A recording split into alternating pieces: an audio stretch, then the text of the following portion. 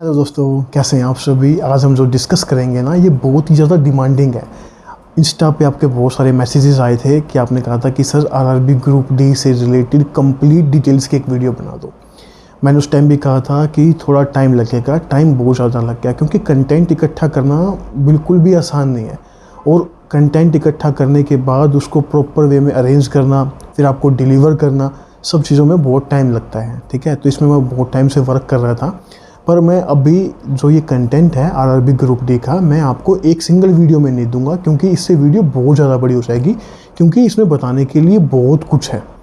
मैं आपको 3 पार्ट्स में, कोशिश तो करूँगा कि 2 पार्ट्स में हो जाए, पर मैक्सिमम 3 पार्ट्स में मैं आपको पूरा डिटेल से हर एक एंगल को हम टच करेंगे। एग्ज़ाम पैटर्न क्या रहता है, फिजिकल मेडिकल का क्राइटेरिया क्या रहता है, जॉइनिंग कैसे होती है, डिवीज़न क्या होता है, जोन क्या होते हैं, आरआरबी जोन क्या होते हैं, मैं सब चीज़ें आपको बताऊंगा। ट्रांसफ़र कैसे होता है, अलाउंस कौन कौन सा मिलता है आपको, ठीक है, ये सब चीज़ें हम डिस्कस करेंगे। पर आज जो ये है पहला पार्ट है, इसमें मैं आपको एग्ज़ाम पैटर्न से लेके आपकी जॉइनिंग तक का थोड़ा सा डिटेल से बताऊंगा।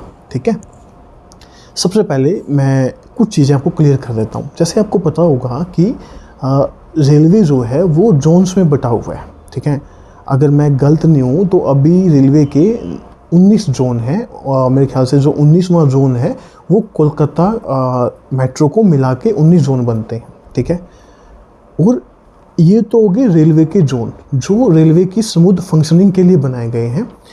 जैसे मैं आपको बताता हूँ कि रेलवे के, मैं पूरा क्लैरिटी से बताऊँगा। देखो, जैसे पहले आप समझो, जैसे रेलवे के जोन्स हैं, मैं एग्जांपल लेके चलता हूँ। मान लो कि एक जोन का एग्जांपल ले रहा हूँ मैं, नॉर्दर्न रेलवे का। ठीक है, अब नॉर्दर्न रेलवे के अंदर कई सारे डिवीज़न आते हैं। मैंने कहा जो नॉर्दर्न जोन है उसके अंदर कई सारे डिवीज़न आते हैं। डिवीज़न है 5, टोटल 5 डिवीज़न है। जैसे Ambala division, Delhi division, Ferozepur division, Lucknow division और मुरादाबाद डिवीज़न। ठीक है, डिवीज़न का जो ऐड होता है वो होता है डिविजनल रेलवे मैनेजर, और जो जोन का जो ऐड होता है वो होता है जनरल मैनेजर। ठीक है, तो डिविजनल रेलवे मैनेजर रिपोर्ट करता है किसको, जनरल मैनेजर को। बात क्लियर है क्या? ठीक है, ये मैंने एक तरह से आपको समझाने की कोशिश की है कि रेलवे कैसे बटा होता है। जोन होता है, जोन में डिविजन्स होते हैं। ठीक है, मैं ये क्यों समझा रहा हूँ अभी आपको समझ में आएगा। देखो, आपको पता होगा जब आप आरआरबी ग्रुप डी का फॉर्म फिल करते हो तो आपको एक जोन सेलेक्ट करना होता है कि आप किस जोन से अप्लाई कर रहे हो। ये जो जोन है, ये जोन उन जोन से, रेलवे के जोन से अलग है। ये जो 19 जोन मैं बता रहा हूँ कोलकाता मेट्रो को मिला के, ये जोन रेलवे के हैं। और ये जो जोन आप फिल करते हो, ये आरआरबी जो रेलवे रिक्रूटमेंट जो बोर्ड है, इसने अपनी स्मूथ फंक्शनिंग के लिए, एग्ज़ाम को अच्छे से कंडक्ट करवाने के लिए ये जोन्स बनाए हुए हैं। ठीक है, इतनी मेरे ख्याल से अगर आपको ये बात क्लियर है तो ये मेनली डाउट रहता है बच्चों का, तो मैंने आपको डाउट क्लियर कर दिया। अब देखो, जैसे मान लो एक जोन के अंदर 2 आरआरबी भी हो सकते हैं। जैसे आप समझ के चलो, जैसे मान लो ये है नॉर्थ वेस्टर्न में है। जैसे मान लो एक तो मेरे ख्याल से आपका कौन सा बीकानेर है या अजमेर जोन है, एक कोटा है, समथिंग कुछ ऐसा है। ठीक है, एग्जैक्टली देख लेना। मतलब मैं आपको सिर्फ समझाना चाहता हूँ, क्या समझाना चाहता हूँ। जैसे नॉर्दर्न रेलवे के अंदर टोटल 5 डिवीज़न है, और उसमें से जैसे एक बार आरआरबी का जब आप फॉर्म अप्लाई करते हो ना, तो एक जोन आता है चंडीगढ़ जोन। वैसे तो चंडीगढ़ जोन जैसा रेलवे के अंदर तो कुछ नहीं है, पर ये आरआरबी जो रेलवे रिक्रूटमेंट बोर्ड है, इसने अपने जोन बना रखे हैं कि आप चंडीगढ़ जोन से अप्लाई कर रहे हो। अब चंडीगढ़ जोन के अंदर, चंडीगढ़ जोन वैसे आता किस में है, नॉर्दर्न रेलवे के अंदर। अब चंडीगढ़ जोन के अंदर इन 5 डिवीज़न में से क्या पता 2 डिवीज़न की रिक्रूटमेंट कर रहा हो, ये क्या पता 3 डिवीज़न की रिक्रूटमेंट कर रहा है। तो आपकी पोस्टिंग भी इसी हिसाब से होगी कि चंडीगढ़ जोन किन किन डिवीज़न की रिक्रूटमेंट कर रहा है। मेरे ख्याल से मैंने समझाने की कोशिश की है, आप थोड़ा सा समझने की कोशिश करना। ठीक है, मैंने आपको सिंप्लीफाइड वे में समझाया है। ठीक है, तो ये तो हुई एक बार मैंने आपको ओवरव्यू सा बता दिया। देखो, अब ये जो मैंने डिटेल्स कलेक्ट की है, ये मैंने डिटेल्स कलेक्ट की है श्री अमित कुमार। ठीक है, ये आपकी एडवर्टाइजमेंट थी 2018, उसके थ्रू ये रेलवे में ग्रुप डी के एम्प्लॉय लगे थे। आज इनके 2 प्रमोशन हो चुके हैं। रेलवे में नो डाउट प्रमोशन बहुत फास्ट होता है, हर 2-3 साल में आपका प्रमोशन लगभग हो ही जाता है। तो अभी ये जिस पोस्ट पे काम कर रहे हैं वो है इनका एक टेक्नीशियन ग्रेड 3 की पोस्ट पे। इन्होंने 2 प्रमोशन ले लिए, तो टेक्नीशियन ग्रेड 3 की पोस्ट पे ये अभी करंट में वर्किंग है। इन्होंने सारी डिटेल्स बताई है। सबसे पहला मैं आपको बता देता हूँ कि इस एग्ज़ाम का एग्ज़ाम पैटर्न क्या रहता है। देखो, जो दोस्त बिल्कुल ही पहले बार इसको तैयारी कर रहा है तो उसको एग्ज़ाम पैटर्न का भी आइडिया होना चाहिए, ठीक है। अगर आप आगे तैयारी करोगे तो समझो पहले एग्जाम पैटर्न क्या होता है। देखो, इसमें टोटल 100 क्वेश्चंस आते हैं। एक क्वेश्चन जो होता है वो 1 नंबर का होता है और आपका 1/3 जो है वो नेगेटिव मार्किंग है। मतलब अगर आपने एक क्वेश्चन का गलत रिप्लाई किया, एक क्वेश्चन का गलत जवाब दिया, तो आपका 1/3 नेगेटिव हो जाएगा। कोई क्वेश्चन अगर आप अपने अटैम्प्ट नहीं किया तो उसको आपको 0 मार्क्स मिलेंगे, मतलब कोई मार्क्स नहीं मिलेंगे, ठीक है। अब आप जान लो कि कितने कितने पोर्शन का क्या क्या आता है। जो जनरल साइंस है, साइंस जो बोलते हैं, वो 25 क्वेश्चन आएंगे 25 नंबर के, ठीक है। मैथमेटिक्स जो है 25 क्वेश्चन आएंगे 25 नंबर के। जो अपनी जनरल इंटेलिजेंस है, रीजनिंग बोलते हैं जिसे, उसके 30 क्वेश्चन आएंगे टोटल 30 नंबर के। और general awareness and current affair वो जो आएंगे 20 क्वेश्चन 20 नंबर के। बात क्लियर है क्या? तो टोटल कितने हो गए? 100 क्वेश्चन 100 नंबर के हो गए। और इसके अंदर नॉर्मलाइजेशन भी होता है। नॉर्मलाइजेशन क्योंकि जो आरआरबी है उसमें जो बच्चे जो होते हैं, जो इस एग्ज़ाम को फिल करते हैं, वो बहुत सारे होते हैं, करोड़ों में बच्चे होते हैं। तो इनका एक डे में तो लेना बिल्कुल भी पॉसिबल नहीं है। तो ये क्या होता है, मल्टीपल शिफ्ट्स में होते हैं। कई महीनों तक ये एग्ज़ाम चलता है और एक दिन में लगभग 3 शिफ्ट का एग्ज़ाम चलता है, ठीक है। तो ये पूरा मैंने आपको एग्ज़ाम पैटर्न बता दिया। एग्ज़ाम पैटर्न के बाद क्या होता है, जैसे आपका एग्ज़ाम हुआ, ठीक है, एग्ज़ाम, हाँ एक बात तो समझो, जो ये आरआरबी ग्रुप डी की जो ये पोस्ट है, ये 10th लेवल की पोस्ट है, 10th बेस की पोस्ट है आपकी, ठीक है। फिर फिजिकल कैसा होता है, फिजिकल समझो। फिजिकल में ना आपके बहुत सारे डाउट्स थे, मैं फिजिकल अच्छे से क्लियर कर देता हूँ। देखो, पहले आपका आरआरबी ग्रुप डी का टायर फर्स्ट मान लो एक तरह से। वैसे तो पेपर एक ही होता है, पर मैं सहूलियत के लिए टायर फर्स्ट मान रहा हूँ क्योंकि फिर फिजिकल भी होता है, ठीक है। तो मान लो आपका पहले पेपर का रिजल्ट आ गया, उसमें जो क्वालिफाई कर जाएंगे उनको फिजिकल के लिए बुलाते हैं कि आपको फिजिकल के लिए आना है, ठीक है। उसमें सब कुछ मेंशन होता है कि कहाँ पे आपका फिजिकल होगा। और फिजिकल क्राइटेरिया क्या होता है, उसमें बड़ा डाउट होता है।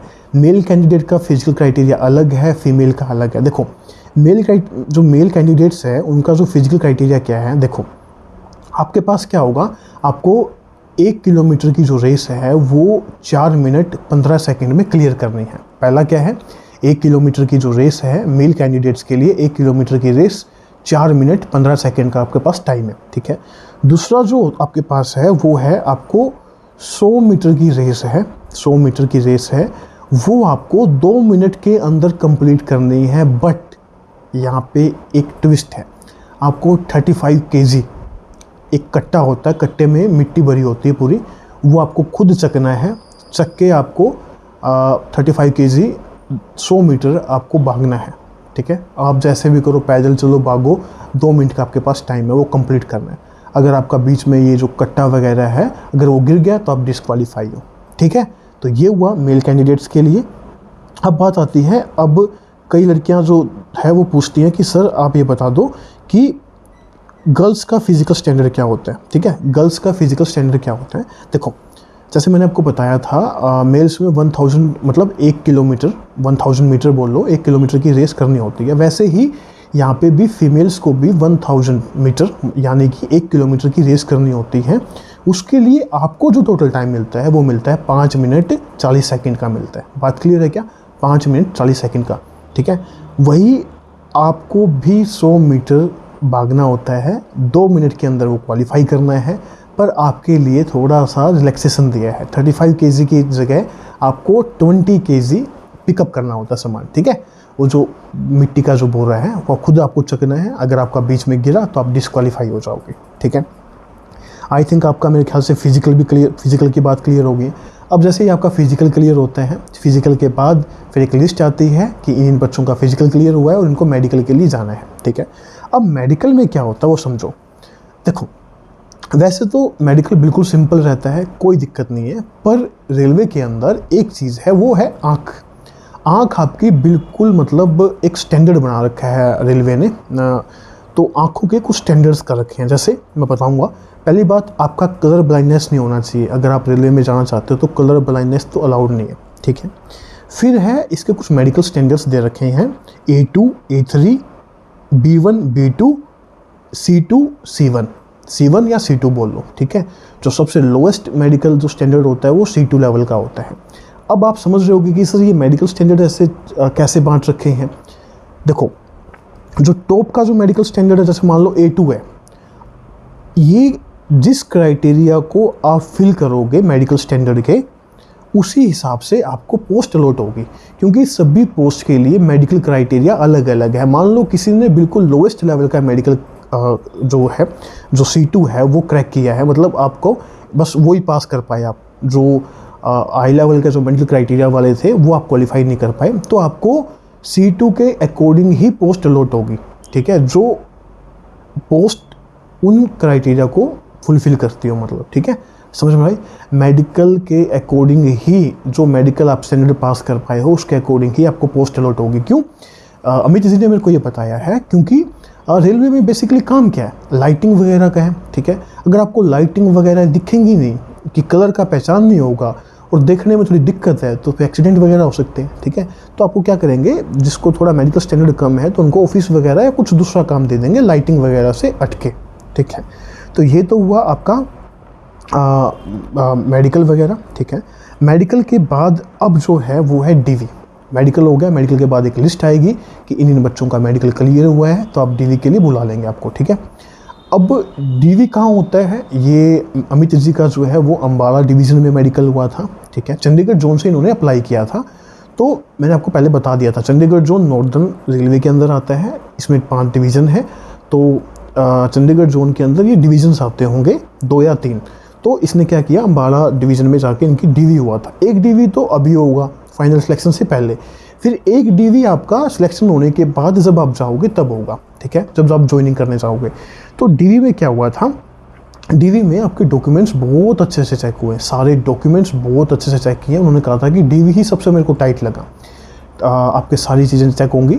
साथ में ही वो कह रहे थे कि कुछ टाइम तो क्या होता है, कभी कभी तो ये प्रेफरेंस मांग लेते हैं कि आप प्रेफरेंस फिल कर दो कि आपको वर्क स्टेशन चाहिए, ठीक है, या फिर आपको डिवीज़न वगैरह कौन सा क्या चाहिए। कई बार प्रेफरेंस ना मांग के वो आपके होम टाउन के नज़दीक बाय जो आपको पड़ता है वो दे देते हैं रैंडमली, ठीक है। और जो ये आपको जो पोस्ट अलॉट होती है, मतलब जो पोस्ट वगैरह मैंने बता दिया, मेडिकल स्टैंडर्ड के हिसाब से, आपके प्रेफरेंस के हिसाब से और आपके मार्क्स के हिसाब से आपको पोस्ट अलॉट हो जाती है, ठीक है। और एक चीज़ उन्होंने बताई कि मेन जो इश्यू जो DV के अंदर आया था वो आया था कैटेगरी के जो सर्टिफिकेट का, क्योंकि ये जो कैटेगरी के जो सर्टिफिकेट होते हैं वो सेंटर के भी होते हैं, स्टेट के भी होते हैं। तो सेंटर वाला परफॉर्मा उन्होंने मांगा था, कई बच्चों के पास स्टेट का परफॉर्मा था, पर उन्होंने कहा था कि स्टेट का परफॉर्मा ना दे के सेंटर का आपको फिल करके लाना है, और उसके लिए उन्होंने टाइम भी दिया था, ठीक है। तो उस टाइम के अंदर अंदर आप सबमिट करवा दो, तो ऐसा नहीं किसी को निकाल नहीं दिया था, ठीक है। तो आपको उस टाइम के अंदर आप वो फिल करके मतलब सबमिट करवा देना है। तो ये था आपका DV तक का प्रोसीजर, मैंने आपको बता दिया है, ठीक है। अभी तो बहुत आगे रहता है, इसी को आगे कंटिन्यू करेंगे, क्योंकि ये वीडियो देखो अभी बहुत ज़्यादा बड़ी हो जाएगी। तो मैं चाहता हूँ कि 2-3 पार्ट्स में इस वीडियो को बना लेंगे, और आपको अच्छे समझ में आना चाहिए। मैं कुछ आपका मतलब ऐसा है कि कुछ रह ना जाए, आपका सब चीज़ें आपको क्रिस्टल क्लियर हो, हर एक टॉपिक, हर एक कंसेप्ट को आप समझो कि जिस एग्ज़ाम को आप तैयारी करने के लिए, टारगेट करने के लिए जा रहे हो, तो उसमें ऐसा ऐसा होता है, ठीक है। अगर आपको अच्छा लगे तो चैनल को सब्सक्राइब करना, वीडियो को लाइक और शेयर करना। मिलते हैं नेक्स्ट वीडियो में, तब तक के लिए बाय बाय।